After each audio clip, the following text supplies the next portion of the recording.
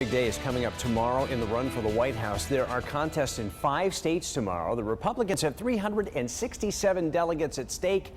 And depending on how things go in a couple of key states, including Ohio, the Connecticut primary next month could be more important here than it's been in a long time. News 8's Bob Wilson live at the state capitol tonight with the latest on what this means for us. Bob? Yeah, Darren, we don't vote for more than a month away. Everybody's having their shot, and depending on how things go, if Kasich wins Ohio, if Rubio wins Florida, there's all these formulas. But if Kasich does win Ohio, it makes it a whole lot more interesting, and Connecticut may actually have a say on how things shape. Trump is a good guy. I mean, he got a lot of energy.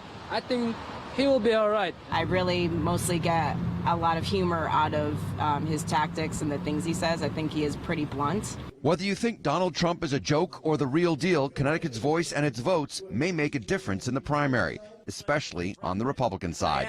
As the other states vote before Connecticut, the race seems to be tightening. And the tighter the race, the louder Connecticut's vote, according to Quinnipiac's Scott McLean. Connecticut becomes more relevant when the rest of the country starts to shift. And if Connecticut can be a kind of bellwether for that shift, the eyes will turn to Connecticut one more time. And that's the thing about the election is it could be anybody's game by the time it gets to Connecticut, and it will be interesting for Connecticut. However, our political science expert says that's the whole point of elections. You're not supposed to know the outcome before the votes start getting cast. You just don't know one day to the next what's going to happen in this race. And I think that's what is really the essence of politics. We shouldn't know what's going to happen one day to the next.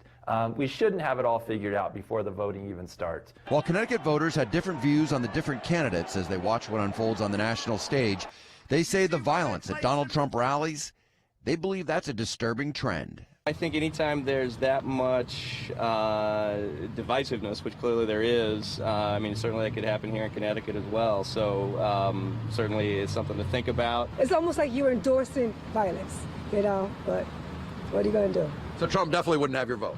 No. No.